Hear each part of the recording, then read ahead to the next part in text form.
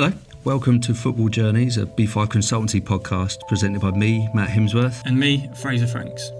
Football Journeys is a podcast that ignores the glitz and the glamour of the beautiful game in favour of the pain, the graft and the rejection. For my part, I've been a media lawyer for nearly 20 years now, and I work with clubs and I work with players to help protect their reputation, their privacy, but ultimately it's about protecting the well-being of the young men and women that go through that journey through the game that we love. And for me, I've been through that journey. I was an academy player at Chelsea and Brentford before setting on a career in the lower leagues with the likes of Luton Town, Stevenage and Newport County, before my career ended at the age of 28 owing to a heart defect. B5 Consultancy is about combining that experience to help players young and old to make good decisions off the pitch, but also to be there to support players when life doesn't go according to plan. In this series, we're talking to Liverpool FC's class of 2013-14. Those lads that came through that famous academy at Kirkby but didn't quite make it through to realise their Anfield dream. This is Football Journeys.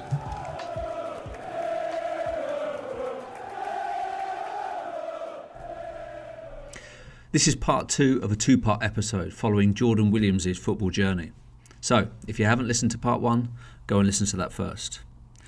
We left Jordan in part 1 at low ebb, suffering with a serious knee injury, thrust into the limelight for the wrong reasons with an errant tweet, and now hoping to rebuild his career and his reputation with a loan move to Rochdale.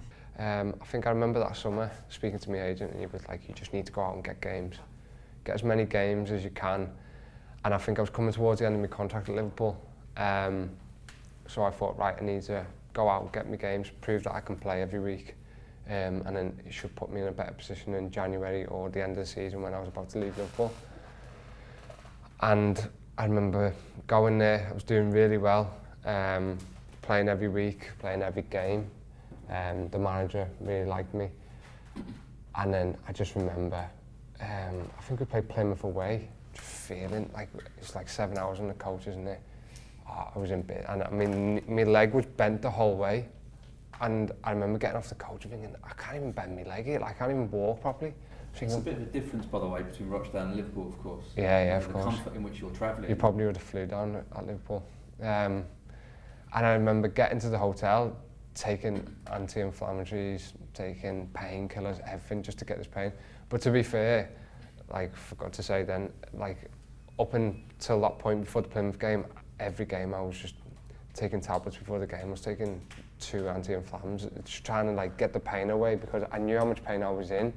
And I remember getting to that game against Plymouth, and it was just like, I thought, this is me done after this game. I thought, like, I can't move here. And I remember getting on the pitch before the game, and like in the warm-up, I just thought, like, I'm gonna have to like just say I can't play because my knee was in that much pain. And I thought, always I thought in my head, my mum hated me being injured. I just thought, if my mum was here now, she'd kill me if I didn't play this game. So I thought, right, I'm gonna have to play this game. So yeah. Do you think that now, though? I mean, surely it's the opposite is true. Your mum would have told you shouldn't have been playing because you should listen to your body. Yeah, probably. But at that time, I just thought, right, I'll get through this game and hopefully it gets better. But I just remember before that game, like, I felt like it was coming to the end where I thought I need to get sorted here. Whether it's, I don't know, I have to get another operation or what. But it's just like after games, like as much as you're a professional and you just want to go out and have some food with your mate or, I don't know, chill out, and sometimes you go on night out and that, and I just couldn't do anything. Like, I just sit on the icing machine all night because I was in that much pain with it. So yeah, I played 90 minutes against Plymouth, and then I come back. 90 minutes? 90 minutes, don't know how, like, I was in agony. And do you know what, like, no one knows this to this day, but I was 1 booking away from a suspension. And I remember the last kick of that game, just taking a booking because I thought, right, I'm gonna miss, I think we played like FA Cup. I thought, right, I'm gonna miss this game, and hopefully in 2 weeks, my knee would have settled down. Like, being selfish that was, I just thought, like, how can I look after myself? And I remember like 2 days later, just thought, nah, I can't do it. So I rang Liverpool again, and I was like, listen, I need to come back and just get a second opinion on this. My knee's sore. I come back and they were like, oh my God, what have you done? Like, it was just blown up. And then that's the time then where they said, right, we're gonna have to take you down to London. So I went down to see Andy Williams, the surgeon, who's done an operation and looked at it about 3 or 4 times. And he was like, listen, I'm really worried about you. Your chondral defect's getting bigger and your knee just doesn't look right. And I was like, oh my God. So he was like, you can either, there's 3 options. You can either get an injection in it again and then do your strength work and hopefully it works out. And I was like, that's no chance, because that's what I've done in the past. I said, it's not working. I said, I'd rather not play football if that's the pain I'm going to have to go through just to play football. He was like, well, I can go in there, clean it up, but I don't, sorry, not clean it up. He said, I can do an operation on it, but it's going to take you 18 months. And I was like, I haven't got 18 months. Do you know what I mean? It's like nearly 2 years out of football. And how long's left on your Liverpool contract? So I only had, so what was it then? I think it was around October time, so I think I only had till the end of the season, so I think I had like 7-8 months left. I thought, I haven't got the time to do that, and I'll probably be out of a club because I knew my contract was running out. And he was like, the way he was describing what he was going to have to do and stuff, I just did not feel comfortable with it. I thought it's going to be too much work. And like he was like, listen, I can't guarantee it. There's been so many lads. I don't even do this operation because I just feel like it's not going to work. Like there's more. You've got to think about post-football as well, by the way. You've got to think of what 50-year-old Jordan Williams looks like. Of course, yeah. And that's what Liverpool was saying to me as well. Like, you know, you might have kids when you're older and you want to go out and play football. You're not going to be able to do this if you carry on the way you are. But in my head, I was thinking like, no, there's no chance I'm retiring here. Like, whatever it takes, I'm going to do it. Did you get advice or did you get, did you have people saying to you, look, this could be your, your career done? And, Yeah, well, to be fair, and like, when I was going into Liverpool, they kept mentioning it, like, you know, you might have to retire. And at the time, I regret the way I reacted to it because I didn't like the way Liverpool were going about it, but I knew they were just looking out for me. But when, you know, if someone said to you, you're going to have to retire, you think, who are you talking to? Do you know what I mean? Like, I didn't want to hear that off them. And, you know, I spoke to my agent at the time, I spoke to different physios, I spoke to loads, just to get advice on what I could do or what they think I should do. You know, and it was 50-50. People were saying, like, you need to do this, that and the other, or... So, yeah. So then, Liverpool obviously going, there's your 3 options. Either you get your injections in it and strengthen, hopefully it comes off. You get the big operation, which is going to take you 15 to 18 months, or you just retire. But when I was speaking to like the doctors and the physios, they were putting the retire in before the operations, and I was feeling like, are they trying to push me to retire? And like now, like I just said, I'm sitting here, I look and think they were only looking out for me, but at the time I thought like, I'm not having this, do you know what I mean? I lost my head. I went about it the wrong way at the time, but because there were so many things going around in my head, I couldn't think straight, and I was going out, like my mum was ringing me like, what are you doing? And I was like, that was my only getaway, was being away from football, because I had so much to think about. I wasn't sleeping at night. You know, I did feel depressed at that time. Like, did you feel you went off the rails? Yeah, massively. Like, I was putting weight on it. All I wanted to do was eat. I was just like, and like, you don't get support, do you know what I mean? Like, as much as you're at Liverpool and people, when you're in the club, like, help you so much. Like, Phil Roscoe was brilliant for me. The physios, Paul Kelly, Paul Squires, there was loads, but I just felt like when I went home, I didn't get the support that I needed, and like, I wish I would have had like counselling and stuff, because I needed it, I knew I did, but because there was so much going on in my head, I just wanted to get away from everything. And at that time, I probably did feel like I just wanted to retire here, but I knew I'd done so much in my career that it'd be stupid at 22, 23 to give up. Give up something that you've worked your entire life exactly. for. You find yourself as a footballer since exactly, you were yeah. a baby nearly. Yeah, of course. And like, you know, keep coming back to my mum, but she was a massive part of it, because I knew she wanted me to do so well in football, and she'd been through so much. You know, she had depression when I was going through my first injury, and like, that's why I felt like at this time, when I was going through this time, that I did struggle with depression, and no one would have known in football. You know, I went into Liverpool every day, like everything was normal, but it wasn't at home. Do you know what I mean? And I didn't want to tell my mum anything because I thought that's going to make her worried. I didn't want to take Liverpool because they'll think I'm weak. Do you know what I mean? And do you think there is a role, especially at big clubs where they can fund it for someone to give this support to injured players? And I know you said, I asked you off camera what you see yourself going into in the future, and is this something that you're quite passionate about, helping players that have been through what you've been through? Yeah, massively. It's not even just injuries. Like I said before, my mum went through depression. Like I remember seeing, like my mum want to pass away. Do you know what I mean? And like I remember walking in the room. She's got tablets ready and stuff. And like Liverpool knew about this, and Liverpool supported me more than anything. But it was like times like that. I think like people don't want to speak to people at clubs because they feel like this information is going to go back to them and they're going to think he's not in the right mental state to be playing football. My dad passed away. I had a lot of support for that, but and we're sorry and that's an important part, because the reason we're talking to you is not just because we want to talk to Jordan Williams, the football player. Yeah. It's about Jordan Williams, the human. So your dad wasn't that present when you were a kid. Yeah. And then how old were you when he passed away? So I was 15 when he passed away. Wow. So I was at Liverpool at the time, and I remember Steve Cooper, who's the manager of Swansea. He was literally, because I lived in Wrexham at the time and he lived in Wrexham, he was so good to me, and he come round that night, and I remember when I got told, I remember playing FIFA upstairs in my room, and my sister's boyfriend come up and he was like, "You're gonna have to come downstairs," and I was like, no, I'm playing the game, like I don't want to come downstairs. And he was like, "No, you need to come downstairs." And I remember going downstairs, and my mum was like crying, my two sisters were crying, and I was like, "What's going on?" And my mum told me the news, and I just remember just being in shock and just went straight back upstairs. Just sat in my room, did not cry or anything, because what was hard as well was I didn't have no memories as much. So in my head, if someone passes away, you think, "Oh, I remember doing this with him," but I didn't have too much. And I remember just sitting in my room, didn't cry once. And I remember my mum had spoke to Coops, and Steve Cooper come round to mine and literally sat with me the whole night, like put his arm around me, and I remember then just like breaking down.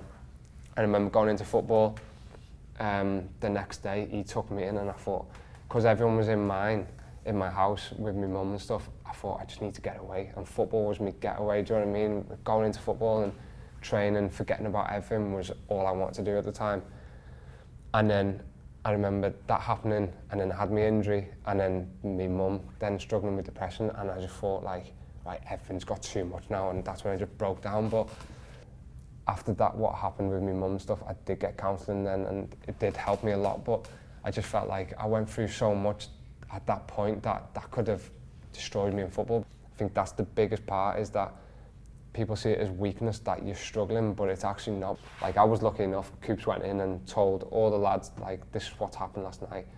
But that was the hardest time, because I remember walking into change rooms and all the lads like hugging me and like saying, "I'm so sorry," and that's when I just broke down in tears, because if like someone comes up and says like, "I'm so sorry, what's happened," or like you do feel it. And it was easier for me, because I thought I can't turn around to these lads and tell them the story what's happened, because I just felt like I didn't have the strength to do it, and I felt like people will look at you different, and I didn't want that at the time. And so that was hard, and like the stuff with my mum, that was even hard because it was going on for so long and no one knew. Do you know what I mean? Like I'd go home from training, and I'd just be with my mum. Like she'd have a good days, but she wouldn't want to leave the house. And it was just me and her together. So like sometimes like my mates would be like, "Do you want to go out?" and all that, but because I was so worried about it, I wouldn't never leave the house with her. And then obviously at the end, what she did with, obviously she wasn't thinking right, and you see so many players and people now say like, when you've got depression, like you come to one bang, don't you, where you just think, "Nah, I'm done." And lucky enough, I was there at the time, and but that was just like, no one knew about that at the time at Liverpool. Do you know what I mean? And obviously we had to tell them at the end, and I got the support for it, got counselling. How old were you when this incident? So that was when I was 17. So it was just before. I think it was just before I played for the first team. Not long before it. So, like, you can imagine, like when I played for the first team, all I could think about back then was what happened to what my mum was going through, and I knew this would just bring her up to where she wanted to be in life, do you know what I mean? And I was made up, but... Did that add the additional pressure? So you had that wonderful moment, you score that penalty, you see your mum up there, emotion, it would have helped almost sort of paper over the cracks for her emotional fragility at that time. Yeah.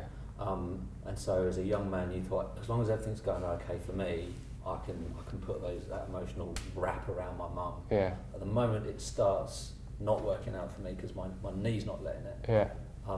That's where it all starts to fall apart for you, because you can't put that emotional wrap around your mum. No, of course, the way you want it to. So yeah. those moments you've got to, and for you to, you know, find yourself in the eye of a storm with a tweet while you're still, you know, your mum's still not 100% and your knee's not working, and then someone told you that career's over. Yeah.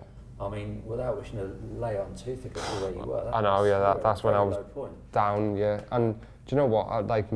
Mentally, I'm very, very strong, and I think because of what I've been through, it's got me through to where I am. But like at that time, I just knew I was just down. Like I was gone. I think I was finished at that time. Like if someone would have said to me, like, you can finish football, you can finish, I would have, because I had enough of everything. And like I didn't have no enjoyment out of anything in life. And like obviously with the tweet as well, when everything came out of that, people thought I was a bad person. I was thinking, oh my God, and I knew I wasn't.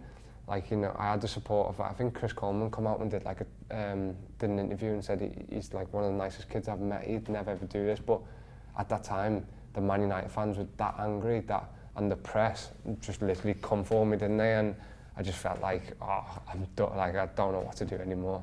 And then obviously, the last injury then was like what I was going through there. That was the hardest time, because I just thought like, what job do I want to do? I remember like Liverpool. I remember speaking to Alex Inglethorpe, and he said to me like, what would you like to do? And I was like, Alex, I literally do not know.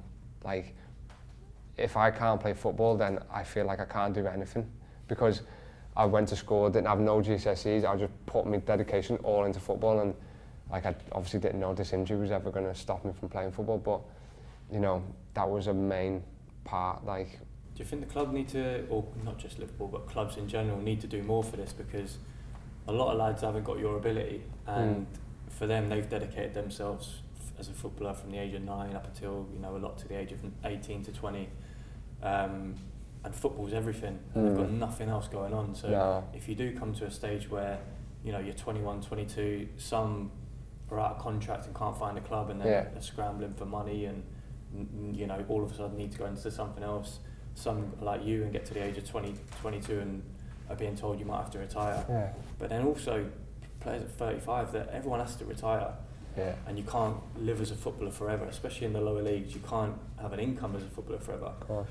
Do you think more needs to be placed on, you know, not just football, and give young players outside interests and encourage them to do other things away from football? Yeah, I feel like at Liverpool they did try to, you know, help us look at different paths after football or whatever it may be. Like if you don't get offered another contract and you can't find another club, but I think it was more just like coaching and stuff.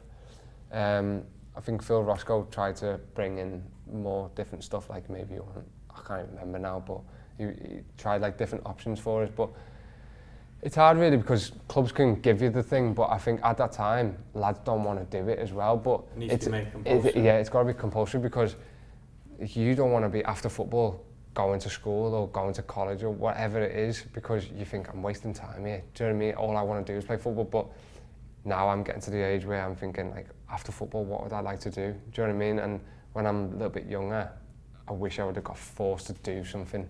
It's something. I'd have been 18 and I'd have been the exact same. I wouldn't have wanted to do anything away from it. It would just be anything away from football would have been seen as a distraction for me. But it's something that when you do look into the, you know, like the American sports, and they almost put education before they do, yeah. Before you know, performance on the pitch. And if you create an environment where if you don't do your work, you ain't playing. And you know, some of the top NBA, NFL players, you know, have to do this. So I don't see why that can't transfer over to to you know, of course, to football. At the point at which you're struggling with injuries, I mean, that's the point at which you say you're not doing the right things with your body, and actually fast forward to now. I think you're in the shape of your life. Am I right in thinking you're a vegan and you're not putting anything in your body that's not right? But back then, that's not your approach. No. Alcohol plays a part? Alcohol, yeah. So, like, I lived close to town. So, like, delivery was my best mate at the time, do you know what I mean? They'd come home from training and think, I can't bother cooking here. So you just literally get on delivery, you order stuff and, you know, you go on nights out, and I can't lie, like, I did enjoy them at the time, do you know what I mean? Like, it was, like, I was a young lad, I was enjoying it. But at the same time, I just knew it was wrong. And then, luckily enough, like, obviously fast forwarding a little bit, I met my girlfriend that I'm with now. She's got 2 kids. So that's been like, as much as like, you know, it's a big role, like stepping in, being around 2 kids, but they've changed my life, do you know what I mean? And like, so like all my stuff that I'm eating now, she cooks up for me. Like, I've gone vegan, like I think I watched something on Netflix, Game Changers, is it? Yeah. And for some reason, like Conor Randall, when he lived with me, he changed me a lot, to be fair, because he was so healthy, but I think he's like pescatarian. He doesn't eat meat, but he has like fish and stuff like that. And at the time, because I was in a bad place at the time as well, I was like looking at his food thinking, like, what are you doing? Do you know what I mean? Like, have some meat, get something on you. But like now, like the best thing I've done, health-wise, like it's the fittest I've ever been. You know, I'll come to the injury obviously with my knee, but like that's helped me so much. Just like don't get no pains in my knees. Me running stats and all that have gone sky high, and you know I'm loving it really. And you know, going back to my girlfriend and my kids, like I wish I'd had them back when I was injured, because I just feel like, you know, when you go home to like kids and your girlfriend, it's so much easier, isn't it, to step away from football, and like all they want to do is like play football, and like as much as in football, but it takes your mind away from like sitting there by yourself at home at night thinking like, oh, what's going to happen tomorrow? Like, how did I play today? Or do you know what I mean? And like it's just a new life for me basically. Like she saved me really, not saved me so much in like I was going to be finishing football, just more the way I was living. Like I don't go on nights out anymore, not because I don't want it, like that I don't want it. It's just I just feel like for me it's better for me just to get my head down. And I remember like the start of this season, she turned around and said to me like, listen, it's 12 months out of your life, you've got 1 year left on your contract, like go and do what you need to do. And you know, you can go on your night out when you finish football, and like, you know, if there's like a Christmas night out or something, you can go on that. But for now, you just need to crack down, and that's what I did, and it's the best thing I've ever done. So I owe a lot to her. Like, you know, she's changed me loads. So yeah, it's been good for me. You also, and forgive me for pulling you back to this, you're now acting the role as a father figure, yeah, which is something you didn't have, and then tragically you lost your dad as well. I mean, is that having that responsibility? It sounds to me as though it's just had a huge positive influence on you. Is it something you want to replicate? I guess what you kind of hoped or wished you would have had. Yeah, of course. Like she always says to me, like my girlfriend always says, like you're the best dad that like I've seen. Like you're better than me as a parent, because like I just want to do as much as I can for them, because I felt like that's what I didn't get. And you know, like the way my mum treated me is how I want to be treated, like how I think kids should be treated. And like I love them to bits. I want to do everything for them, and like it's played a massive role. As much as like I remember being lazy, do you know what I mean? After football, I'd just go home, sleep, and that's another thing. Like that's when I knew I was down, because right now I'm up all day. I'm like never sleeping, like until I go to bed at night, and just got so much energy. And I think like back then I was going home, I just wanted to sleep, I wanted to just eat and then just go back to sleep, because I didn't want to do anything. Because I was in so much pain with my knee, like I'd have to ice, and then it'd make you feel down, you know, and like you're getting all these pains in there. But like now I just got so much energy, and just like I just want to do everything that I can, and like I'm enjoying life now. I feel like I'm in a good place where my knee's feeling good, I've got good people around me, and you know, like you said then, do you want to be like, you know, like a father figure? I never ever thought like this is how it had planned out, but it's the best thing that's ever happened to me, and yeah, I'm just enjoying it. Well, that brings us quite nicely to let's bring in all the hope that comes, because where we left your story, your football story, you were being told we can do these things, but your career's over. When did you find out that there was a fourth option, and how did that come about? So I remember Andy Renshaw was with the first team, and he said to me, like, there's someone in New York, I don't know if we can get to him or what. And then it was Andy Massey, who was the Liverpool's first team doctor. I remember him calling me and just saying, listen, there's a guy over in New York, he can do this, that and the other to your knee. And when he told me, it was just like, wow. Do you know what I mean? Like, this is, I remember ringing my agent, I was like, because I come to a decision before this of, like, I'm just going to go down the route of getting the injection and then strengthen my leg and just have to play through the pain. And then obviously when I spoke to Andy Massey, he told me, I rang my agent, I was like, listen, we're going to scrap this plan, I'm going to go to New York. And I remember going into Liverpool the next day and I was like, listen, I want to go to New York. So I told the physio that I've been working with, told Alex Inglethorpe, told the doctor that was with the reserves, it's like, I want to go to New York. And I get where they were coming from. They were like, it's a big risk because, you know, Americans like to just throw over the top, aren't they? They were like, you know, he could say this, but he hasn't got the proof to back it. So I was like, but I've got nothing else to lose. Do you know what I mean? Like, I might as well just do it. And so this is Riley Williams, yeah, the surgeon. Tell us a little bit. Try and tell us in Jan and John language exactly what your understanding is of what it was that he was saying he could do. So basically, when I went over there, flew in the morning to meet him in New York, and literally just sat me down in this room, and then he got it up like a live thing of what he would do to me leg, to my knee, and it was basically he would take the cartilage out and then he would put a new one in, but it was going to come from it was a donor. So what they had to do was they had to wait for someone to pass away that was in the same build, same age, like near enough the same age, and they would take his cartilage out and then put it into my, where I had nothing in there anyway, so basically it's like having a new cartilage in your knee. Well, it was. We spoke to Jordan's doctor, Dr. Riley Williams, and asked him to explain to us how the operation works. I'm Riley Williams. I'm an orthopedic surgeon in New York City. I work at the Hospital for Special Surgery. Very early in my career, I was able to procure the use of donated tissue grafts, which in its simplest form is basically taking healthy cartilage from a donor, from a person who's passed away, very quickly so that the cartilage cells and the cartilage itself remains viable, and once implanted into someone else's knee can structurally reproduce the missing architecture in the hole, so to speak, while at the same time the cells that are in that cartilage can maintain that cartilage over one's lifetime. So what we're looking at is this can be done. Yeah.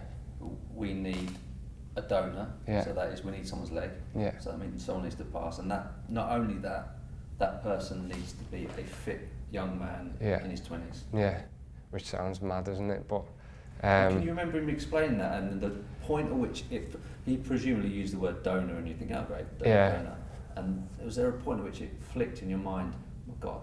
It was when I come home. Like when I was there, it was like literally the best news and like anyone could have told me at that time, because I've been so down to get this, walk in this room where Riley Williams turns around and goes, you know, this is an easy operation for me. You'll be back playing in 6 to 8 months. But 6 months, he said, I can guarantee you 10 to 12 years that this will stay how it is. And like even the physio from Liverpool was just like looking at us and say like, wow. Do you know what I mean? And like the physio from Liverpool was like, well, where's your proof? And he was like, well, there's 150 people that I've, athletes that I've done. Some are basketball players. I think there was 7 or 8 football players that he did. So at that stage, I just thought, right, that's me done. I'm ready to go with this. But when he was talking about what he was actually going to do, it didn't actually go into there, because all I could think about was, I'm going to be back playing in 6 months here. So until then, when I come home and I was telling everyone, like, I'm going to have to wait for someone, and I was thinking, wait for someone to pass away, do you know what I mean? And then that's when it clicked, where I thought, right, like, this is madness, do you know? I couldn't believe it. And you can't do it over in this country because they don't have the rights or something, which was, it's even more of this injury is just unknown. And basically that's what I was walking into, the unknown of, I don't know if I'm going to be back playing, I don't know if this is going to actually work. But, you know, at the end I just thought, right, it's the only option I've got I might as well go for it. I just thought at that time, if I don't come back from this injury, at least I've given everything I can to get back onto the pitch, and so that's why I put my trust in Riley. And Dr. Williams also spoke to us about why the operation is not available in the UK and the EU, the advantages of the procedure, and also the difference in success rates between soccer and basketball players versus the much larger athletes in American football. Obviously, Europe, full of outstanding practitioners, you know, all around. So it's not that there's any lack of expertise on the European continent. However, one opportunity that's germane to Mr. Jordan is that Mr. Williams is that they don't have the availability of structural donated grafts in Europe for whatever reason, because of some restrictions by the EU on that type of tissue utilization. So cartilage strategies in Europe have typically focused on growing one's own cartilage and reimplanting that, which has definitely shown some utility. However, the recovery from surgeries like that tend to be long, 18 months to 2 years, which is, as you know, can make it very spotty with regards to returning athletes to play. And I've had, you know, I'd say on the order of, you know, 10 a year coming from Europe. You know, I have a lot of success in soccer and basketball. If you think about their bodies, they tend to be, as you know, they're not big guys. I mean, they're big, but they're not like big, bulky guys. Where I've not been particularly successful is in American football, where you have these outsized bodies, you know, 280 pounds, 300 pounds. And at that point, you've agreed with Riley to go ahead. The club have agreed to fund it. Yeah, so he rang me. I think when I come back, he said, I have a couple of days to think. But then I think it was like 3 days later, I think he called Liverpool and said, like, listen, I need Jordan's answer. If he wants to go ahead, he needs to get back over here in 9 days. When you were told you've got to go over in 9 days, did you suss, oh, okay, that's why? Yeah. So that's obviously, I knew they had found someone then to, you know, obviously they were going to take the cartilage out of.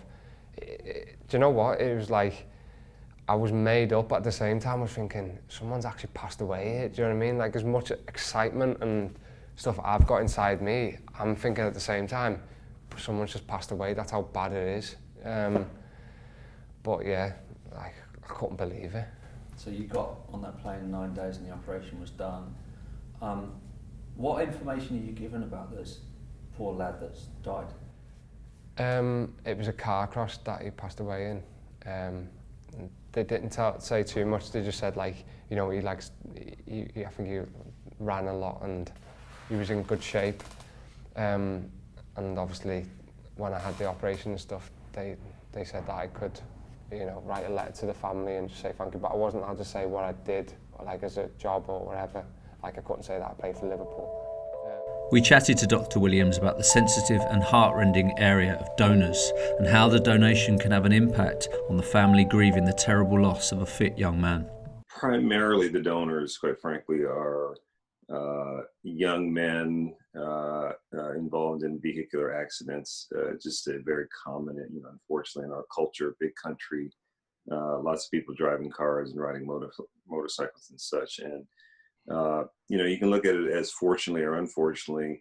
Unfortunately, someone is meeting their demise, but fortunately, there is a system in place where the healthy organs of these individuals can be made available to help not one, but typically anywhere from 20 to 25 people if the family is willing. And there are very, very strict protocols in the U.S. with regards to the screening and permissions surrounding those types of episodes of care. Typically remains anonymous. On average, I will do anywhere from 100 to 150 of these kind of transplants. You typically have to send in some MRIs or CT scans to give us some sense of the size of the individual who's being treated. And that's how you come up with a size match. And they'll typically give me about a week or so heads up when they think they have an appropriate specimen for me to use. So things need to kind of happen very quickly. But what I will say is I'm the arbiter of a lot of these types of connections, and the communications are always anonymized. And the feedback that I've gotten from the families is that, first it's always surprise, like they're surprised, they're like, oh, I didn't know that knee cartilage was a thing. And it's almost a joyful bemusement, so to speak, like oh, like that's an interesting tidbit of it. I had no idea that our boy would be able to be helpful to someone in that regard. So I think the gifts are, and they really are gifts, are well received. And it was a crazy time, like looking back now, like how much pain I went through and then obviously getting this news that I can do this operation. It was a massive operation, but it was so good how they did it. And like, I remember when I walked in there, like going back to what did he say to me and what did he show me? It was just literally a screen, and it was him doing the operation on other people. And I'm just watching it thinking, oh my God. But I remember being in the room and he said, like, how are you even walking? Because I was literally bone on bone. There was nothing. And like, you've seen the pictures and there's nothing there to even protect me. And I was just like, listen, I've took that many tablets to get through games that somehow I've got through it. And he said, there's no way of living. And like the care you got over there, it was like, I remember straight after the operation, like being in this room, looking over New York, it was unbelievable. Like, but I remember the first night of being there, he had like a drip of morphine, and I was close to overdosing on it. It was that much pain in my knee. I never felt anything like it. And I remember the nurse coming in the next day and she was like, right, you're leaving now. And I was like, I can't go. And I remember just burst out in tears, just like all this emotion of just like, I'm in that much pain here, I cannot leave this room. I had a day in the hotel by myself, and the physio, like, he was so good, Paul Kelly. He come over there, but like he was just going out looking around New York and stuff. Do you know what I mean? Coming back with food for me in the room. That's great. So I mean, the club have flown you out with business class. First class, I went every time. Class, yeah. Wow. The only time I've ever been first class. I know, yeah. You sipping champagne in there. But then obviously, and then I think it was like a day later. I could never ever like they lie you flat on the bed and like bend your leg all the way up to your bum, and I literally could never ever done that. And I remember getting on the bed with the physio, like they provide like a physio for you. And I remember getting there and he said, right, lie flat on this bed, I'm just gonna see how much movement you got. And literally went right up to my bum, and I was like, as he was doing it, I was like, whoa.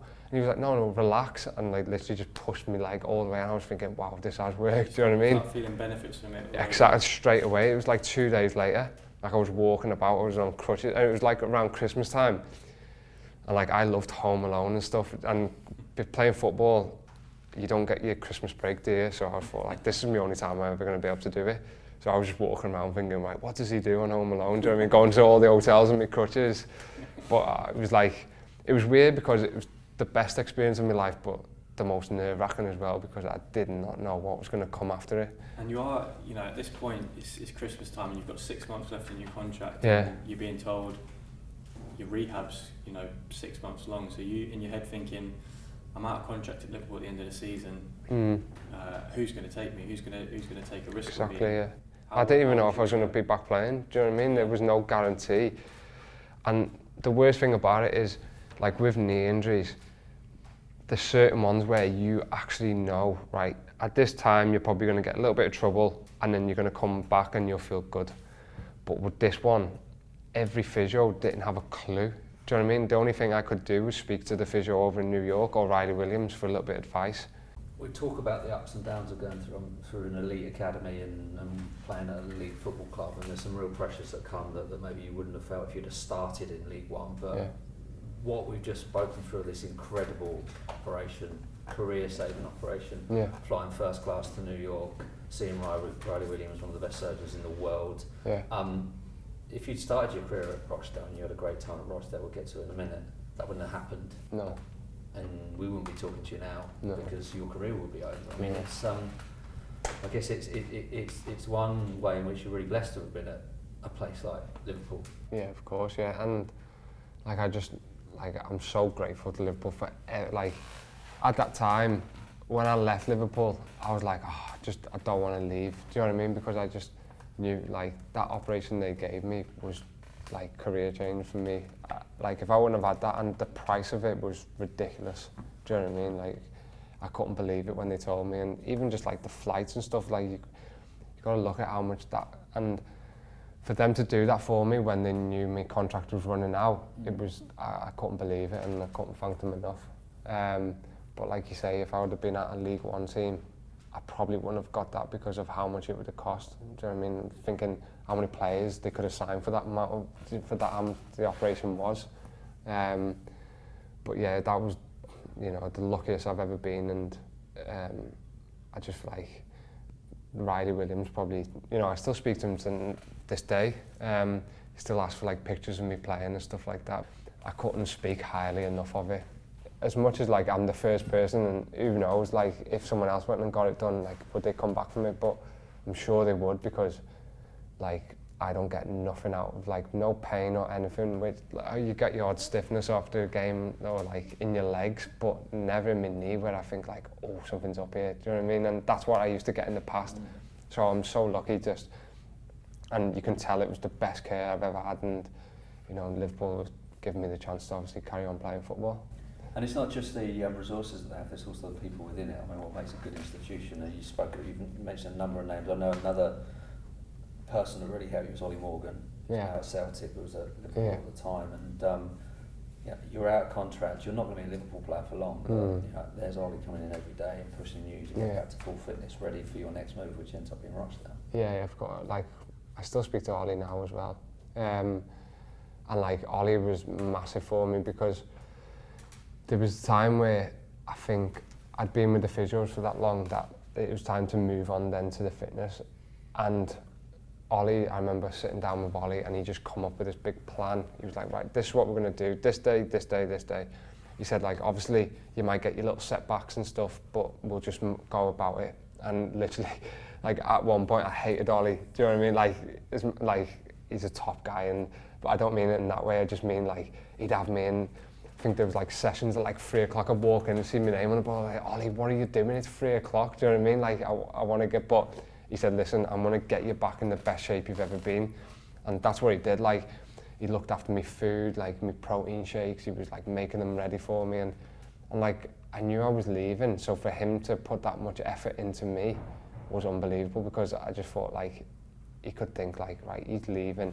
I've got this lad that I could look after that's going to be staying at Liverpool. But Ollie was a big part of it, and luckily enough, that summer, I think when the season finished and all the lads had gone, me and Ollie come in every day and just did our fitness work and stuff, and he could have been on holiday, do you know what I mean? And he took his time to get me back fit, and he just said, like, I'll do anything for you just to see you back playing. And obviously then I got me moved to Rochdale, and like now I still speak to him and tell him how many games I've been playing, and you know, he's doing brilliant at Celtic, and he deserves a job like that, because he's probably one of the best fitness coaches that I've ever worked with, and I'm so thankful for him. Did you ever ask him why he did? No, I've never have, you know, but I should probably ask him. We'll ask him. We did exactly that, and spoke with Ollie Morgan about Jordan's hard road to recovery. Jordan's a really interesting character, actually. And before we go into lots of detail, you know, I was very fortunate at Liverpool to work with lots of fantastic players that we've spoken about just then, and you know, lots of other players that have gone on and had a lot more maybe limelight, maybe more high-profile careers. And you know, you get asked a lot about players that you work with and maybe proud moments in your support kind of career. And I always mention Jordan. For someone who you know, he was never the gold medalist throughout. You know, he hasn't had it easy, Jordan, as well, with, you know, family circumstances and bereavements and bits and pieces.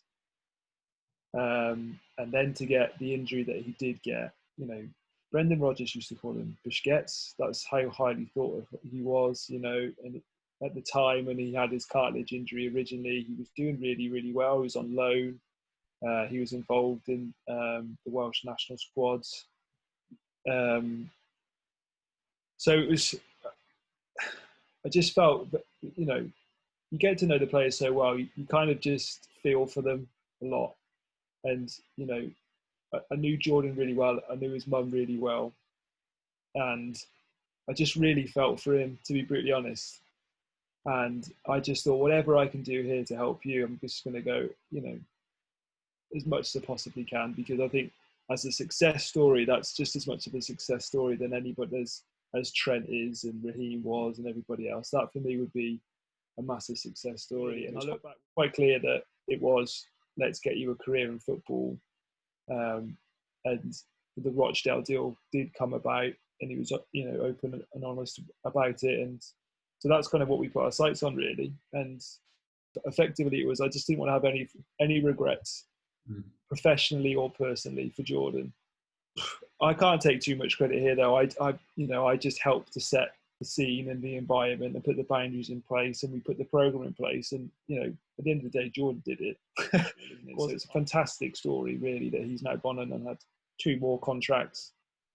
As I said, it's someone that I always mention, especially when you're working with other aspiring athletes or players, that everyone has aspirations to go on and play at the highest level.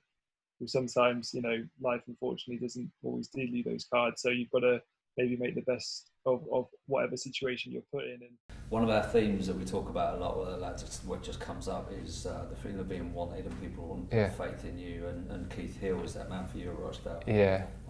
He took you on loan, and then he took you back for the permanent signing. Yeah. So last season, this season just been, I played 35 games, but obviously got cut short because of coronavirus. But the first season I went back to Rochdale. So the first season I went back to Rochdale, I think I played, it was over 30 games, or around 30 games I think it was, 28 maybe. So yeah, that was, I didn't think I'd get that far, do you know what I mean? I remember when I left Liverpool, he called me straight away and he was like, how are you feeling, how's your knee? And I always kept in contact with him, because I always think like you might need these people back, you know, whenever something happens in football. But I remember him calling me and just saying like, we'll offer you a 2-year contract. And I'm like I haven't even kicked the ball yet, do you know what I mean? And that's fake. Yeah, of course, yeah. And you know, I must have set a good impression to him when I was first there. Offered me very good money as well. And that was the scariest bit about the injury, was when I was coming closer to fitness, teams are a bit like, well, he hasn't kicked a ball, how do we know he's going to be able to carry on? Like, we want him in on trial. And I thought, if I go into on trial at a team, it's going to be hard, do you know what I mean? Like, just to maybe someday my knee might need a little rest, and how do I say to them, oh, I need a little rest today, because my knee, they're going to think, well, we're not signing you. So I was lucky enough, he signed me. And I remember the first day, I met him in Trafford Centre, and he was like, listen, 1st of July we're back in. I think, 1st of July we're back in, and I want you training. And I'm sat there thinking, I haven't trained, do you know what I mean? All I've been doing is my fitness work at Ollie. He was like, I want you training, we're going to do little games and stuff like that. And I thought, well, probably be the best way to get back into it. And I remember walking on the pitch just thinking, oh my God, what's going to happen here today? And funny enough, that was one of my best sessions. I did so well, and from then I just really cracked on. And there was times through that season where, you know, like we'd lose on a weekend, and on the Monday, usually where I'd have my recovery, like my second day recovery, he'd make us train, and my knee was just like, I'd think, oh my God, it's no good for my knee, this. But luckily enough, like Keith Hill was the one that drilled out of my head that there's nothing wrong with you. You've had the most expensive operation you can have on your knee. Like, how can there be anything wrong with you? Do you know what I mean? Like, just crack on with it, forget, because every morning I'd been in that much of a thing about my knee. I'd wake up and think, right, how's my knee today? Do you know what I mean? And if I felt any bit of pain, I'd think, oh, what's up? So he drilled it out of me to not think about it, and that's what I did. And lucky enough, that season, I think I got a little bang on my knee in training. Literally, day before a game, we did set pieces, and I planted my foot on the floor, and this lad come and like tried to kick the ball, but he went straight through my knee. And I remember falling. I thought, oh my God, my knee's gone here. Do you know what I mean? And it was the same knee, and that's the feeling. Like, I got back up off it, and I thought, right, I now feel safe with it. Do you know what I mean? Because there's nothing more that could have happened. It was that much of a bang into it, where I thought, if I can carry on from this, it must be fine. And ever since that. And like this season now has been the season where where I really do feel like where nothing can come, like, you know, if people say, how's your knee? I'd say, I don't even think about it anymore. It's nothing to do with it, and don't think, and like obviously if people want to know about the story or like what operation I had, then happily, but if people start saying, oh, you sure your knee's all right? Do you get me? Like, I never get that anymore, and like that's the best feeling I've ever had in football. Well, we've heard how, you know, how settled you are off the pitch now after you are, and it's obviously having a massive effect on it. And yeah, you've had you're nearly 3 years since you've had the operation, and you've proved to, you know, everyone in football that you can, you know, you're training every day. Yeah.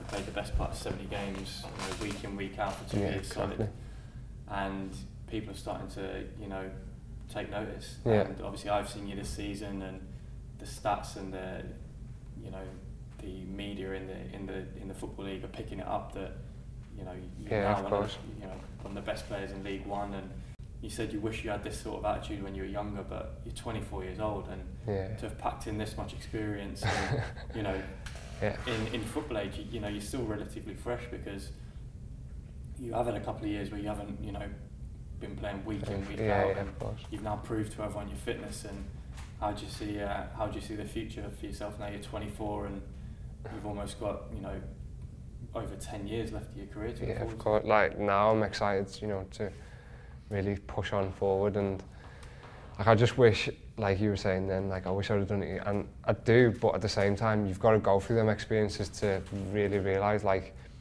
I wish I would have turned vegan when I had the knee injury, because I thought I'd have probably recovered quicker. But it's just little stuff like that. But now I feel fresh, I feel ready to kick on. Like this season I haven't felt tired once, and like you said, I've missed 2 years of football probably, so I've got time to catch up. And I do feel young, like my knee's feeling the best it's ever felt, and like my football this season, I think I've proved to everyone that I've still, you know, I can still play every game. I haven't missed a training session. I'm playing well, so I'm just excited now for the future to hopefully fulfil my potential and get back to where I was at Liverpool one day. You played that one game for Liverpool. Yeah. I guess the next thing is to play that one game for Wales. Yeah, that would be my dream. I think it's doable. You know, if I can keep playing week in, week out, I'm sure there'll become opportunities, because I think the good thing with Wales is you do have your Gareth Bales, your Aaron Ramseys, your top players, but a lot of it gets picked from Championship to League One. You know, there's so many players that are in that squad. You've got the likes of Ben Woodburn, who's been at Oxford this season. You know, Harry Wilson's gone on to play in the Premier League, and he's a good mate of mine, and you know, he's done brilliant. But he was at Derby when he was, you know, playing for Wales first team. So there is opportunities for lads that are, and it's not like England where you've just got your, you know, your top 5 in the Premier League. Like Wales have got to go down a different route to find these lads that have got the potential to be able to play. And I think Welsh football is on the way up, and you know, it's only going to get better for us. I'm going to ask you a really cheeky extra question on top of that. The pandemic has been horrific for everybody. It's a terrible thing. It did delay the Euros for a year. I know, yeah. You've got an ambition to represent your country. Exactly. I need the right move now. I think I need the right move, and like, to be fair, I spoke about it to my girlfriend the other day. I was like, I'm sure the Euros are next year. Like, it's been moved now, do you know what I mean? She was like, well, you could have a chance now, do you know what I mean? And that's what I, like this season, like that's what I want to be aiming for. And you know, some people might think, well, you're mad, do you know what I mean? But like, I think in football, that's what you've got to do. You've got to aim high, and that's what I'm gonna, you know, obviously push for this season, and hopefully get the chance to go and train there and be in a squad, and who knows, it could be in the Euros. And then we'll be replaying this interview. Yeah. Jordan, it's been an absolute pleasure talking to you. Thanks so much for sharing your story with us. Yeah, no worries. Thank you very much.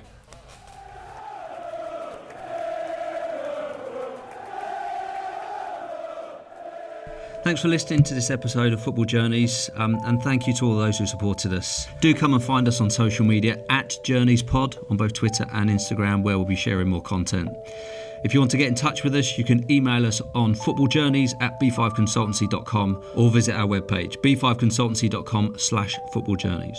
This podcast is produced by B5 Consultancy alongside Ricky Valentine, who himself had an academy journey with me at Brentford FC. Special thanks goes to the Hope Street Hotel for their hospitality and Liverpool FC for supplying some of their archive footage. Lastly, thanks to the lads for telling their stories and to the contributors who gave up their time to share their memories of the lads. Please do like and subscribe. If you feel we deserve a 5-star rating, then please give us one.